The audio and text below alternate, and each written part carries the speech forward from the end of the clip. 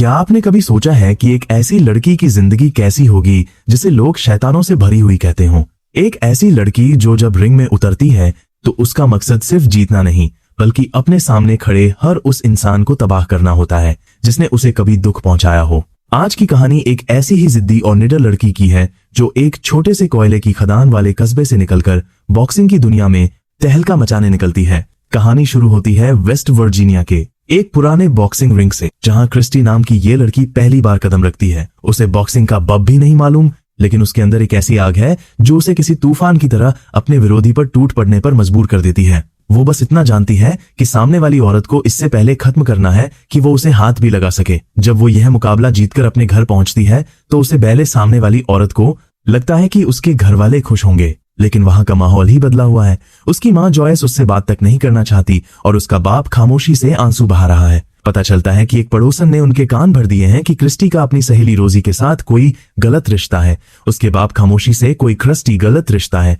माता पिता उसे एक पादरी के पास ले जाकर ठीक करवाना चाहते हैं, लेकिन क्रिस्टी साफ इनकार कर देती है। वो अपने घर से निकल आती है और एक फास्ट फूड रेस्टोरेंट में काम शुरू कर देती है, जहां उसका मैनेजर उसे एक्स्ट्रा शिफ्ट्स देने से भी मना कर देता है। उसकी जिंदगी में हर तरफ दीवारें खड़ी हो रही हैं, यहाँ तक कि उसकी बास्केटबॉल कोच भी उसे टीम से निकाल देती है क्योंकि वो खेल के मैदान में मारपीट करती है। लेकिन किस्मत को कुछ और ही मंजूर था। एक दिन उसे एक कॉल आती है जो उसकी पूरी जिंदगी बदल कर रख देती है। लैरी कैरियर नाम का एक बड़ा बॉक्सिंग प्रोमोटर उसे प्रोफेशनल बॉक्सिंग डेब्यू की पेशकश करता है। क्रिस्टी हैरान है क्योंकि उसने कभी बाकायदा ट्रेनिंग नहीं ली, लेकिन $500 की रकम उसे इस खतरनाक रास्ते पर चलने के लिए तैयार कर लेती है। अपने पहले प्रोफेशनल मैच में वो बिना किसी किट या जूतों के सिर्फ बास्केटबॉल के कपड़ों में रिंग में उतरती है और अपनी ताकत से एक अनुभवी फाइटर को नॉकआउट कर देती है। ये देखकर लैरी उसे अपने साथ टेनेसी चलने का न्योता देता है, जहां उसकी मुलाकात एक बदतमीज और मगरूर ट्रेनर जिम मार्टिन से होती है। जिम शुरू में क्रिस्टी को एक लड़की समझकर नजरअंदाज कर देता है और उसे जलील करने की कोशिश करता है, लेकिन जब क्रिस्टी ट्रेनिंग के दौरान अपने एक मुक्के से एक पुरुष फाइटर को जमीन चटा देती है तो जिम की आंखें खुली की खुली रह जाती हैं। उसे समझ आ जाता है कि यह लड़की कोई आम खिलाड़ी नहीं बल्कि एक जीता जागता बारूद है। अब क्रिस्टी एक छोटे से ट्रेलर में अपने कुत्ते के साथ अकेली रह रही है, जहां रेसिंग कारों का शोर उसे सोने नहीं देता। उसके पास सिर्फ 12 दिन है अपनी अगली बड़ी फाइट के लिए और उसे सख्ती से हिदायत दी गई है कि वो किसी भी तरह के रोमांस या रिश्तों से दूर रहे। जिम की बातें हर की तरह खवी थीं, लेकिन शायद वही कवाहट क्रिस्टी को और भी ज्यादा खतरनाक बना रही थी। जिम उसे एक बेबी एलिफेंट कहता, उसकी तुलना कटे हुए पैर वाले वॉर्ड से करता और उसका मजाक उड़ाता, लेकिन क्रिस्टी ने सब कुछ सह लिया। जिम उसे सिखा रहा था कि एक सीधा और सटीक जैब कैसे मारा जाता है। वह चिल्लाता, उसे डराता और बार बार कहता, ये मेरा जिम है, जब मैं कुछ कहूं तो उसे करो। क्रिस्टी सहमी हुई तो थी, लेकिन वह हार नहीं मान रही थी। रात के सन्नाटे में वह अपने अकेले ट्रेलर में लौटती और अपनी छोटी सी कुतिया केजी के साथ बॉक्सिंग की प्रैक्टिस करती। धीरे धीरे उसका जैब बेहतर होने लगा।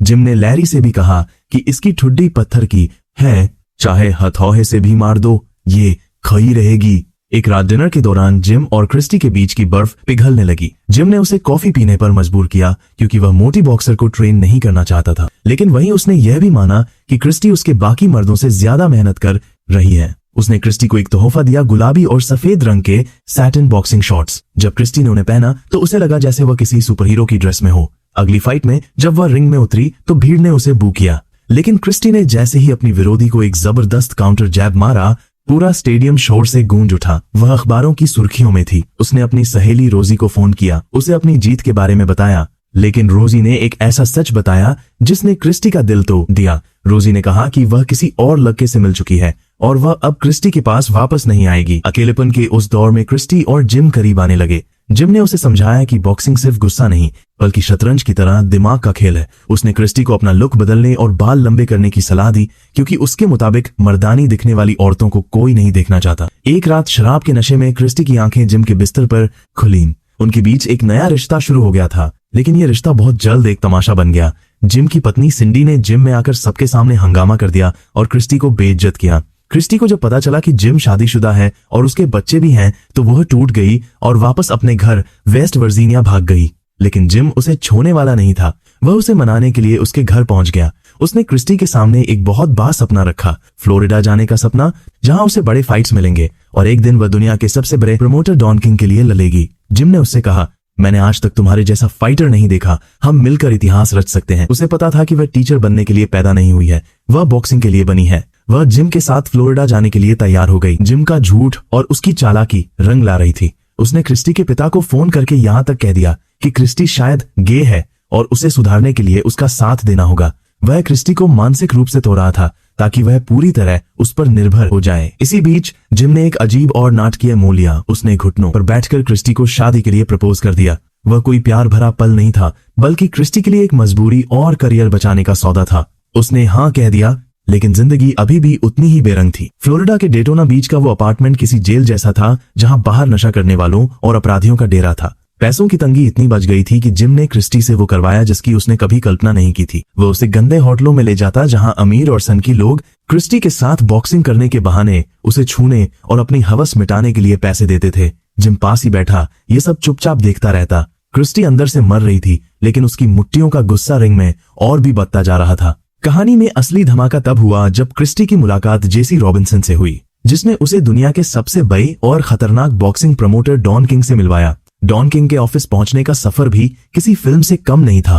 रास्ते में उनकी पुरानी गाड़ी का इंजन धुआं छोड़ने लगा, लेकिन क्रिस्टी ने हार नहीं मानी। वह सज धज कर गुलाबी फूलों वाली ड्रेस पहनकर डॉन किंग के सामने खड़ी थी। जिम वहां भी अपनी शेखी बघाड़ने से बाज नहीं आया, लेकिन डॉन किंग ने उसे एक पल में उसकी औकात दिखा दी। जब ऑफिस में फाइट की वीडियो टेप नहीं चली तो क्रिस्टी ने बिना वक्त गंवाए वहीं शैडो बॉक्सिंग शुरू कर दी। उसकी फुर्ती और तेवर देखकर डॉन किंग खिलखिलाकर हंस पा। उसने वहीं फैसला कर लिया कि वह इस कोल माइनर की बेटी को प्रमोट करेगा। जब कॉन्ट्रैक्ट साइन करने की बारी आई तो डॉन किंग ने साफ कर दिया कि या तो अभी साइन करो या फिर यहाँ से चले जाओ। क्रिस्टी को जब पता चला कि उसे हर फाइट के $5,000 मिलेंगे और $1,000 एडवांस, तो उसकी आंखों में आंसू आ गए। उसे यकीन नहीं हो रहा था कि अब उसे अपने पिता से पैसे नहीं मांगने पेंगे। जिम उसे अपनी रैम्ब्रांड, एक महान कलाकार की पेंटिंग कहने लगा था, लेकिन असल में वह उसे अपनी जागीर समझता था। अब वह दुनिया के सबसे बड़े मंच पर अपनी पहचान बनाने के लिए तैयार थी, जहां उसकी हर जीत उसे मशहूर तो बना रही थी, लेकिन उसके निजी जीवन का अंधेरा और भी गहरा होता जा रहा था। आज कहानी के इस मोड़ पर लास वेगास के MGM ग्रैंड में एक खचाखच भरी प्रेस कॉन्फ्रेंस चल रही है। महान डॉन किंग माइक टायसन के साथ खचे होकर दुनिया को मिलवाते हैं the coal miner's daughter Christy Martin से। क्रिस्टी, जो कभी वेस्ट वर्जीनिया की गलियों में गुमनाम थी, अब दुनिया की पहली महिला बॉक्सर बन चुकी है, जिसका मुकाबला पर व्यू पर दिखाया जाएगा। वह आत्मविश्वास से भरी हुई है और अपनी विरोधी को सरेआम चुनौती देती है कि वह उसे रिंग में खत्म कर देगी। लेकिन रिंग के पीछे का नजारा कुछ और ही है। ड्रेसिंग रूम में क्रिस्टी घबराहट से कांप रही है। उसकी माँ जॉयस उसे उसके व्यवहार के लिए कोस रही है और जिम उसे संभालने की कोशिश कर रहा है। जैसे ही वह रिंग की ओर बढ़ती है, पूरा स्टेडियम बू की आवाजों से गूंज उठता है, लेकिन क्रिस्टी के लिए यह नफरत ही उसका ईंधन है।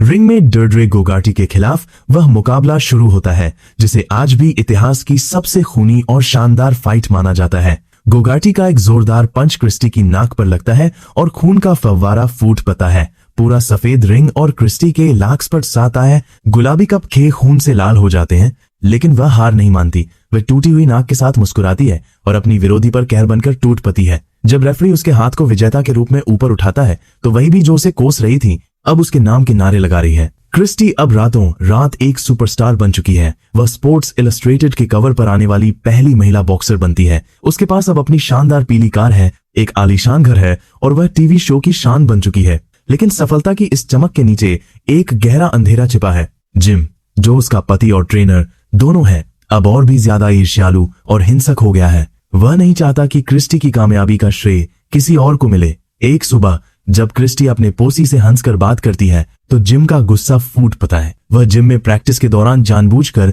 क्रिस्टी को एक ऐसा खतरनाक पंच मारता है कि वह बेहोश होकर जमीन पर गिर जाती है। वह इसे एक दुर्घटना कहता है, लेकिन उसकी आंखों में छिपी नफरत कुछ और ही बयां कर रही थी। क्रिस्टी समझ जाती है कि जिस शख्स ने उसे बनाया है, वही उसे मिटाने पर उतारू है। इसके बावजूद वह चुप रहती है, क्योंकि उसे अपना करियर बचाना है। वह फिर से डॉन किंग के ऑफिस पहुंचती है, जहां उसे माइक टायसन और होलीफील्ड की फाइट के अंडरकार्ड में लड़ने का मौका मिलता है। क्रिस्टी अपनी पहचान बनाने के लिए अपने अंदर के दर्द और रिंग के बाहर के अपमान को पी लेती है। वो जानती है कि रिंग के अंदर वो एक चैंपियन है, लेकिन रिंग के बाहर वह एक ऐसे जाल में फंसी है जहां हर जीत उसे और भी ज्यादा अकेला बना रही है। 2003 का साल और बॉक्सिंग की दुनिया में एक ऐसा मुकाबला होने जा रहा था जिसकी किसी ने कल्पना नहीं की थी। एक तरफ थी the coal miner's daughter Christy Martin, boxing की वो रानी जिसने इस खेल को पहचान दी, और दूसरी तरफ थी लैला अली, महान मोहम्मद अली की बेटी, जो जवानी और ताकत का नया चेहरा थी। प्रमोशनल वीडियो में क्रिस्टी कह रही थी, मैं अतीत थी, वर्तमान हूं और भविष्य हूं। लेकिन तो माहौल बिल्कुल अलग था।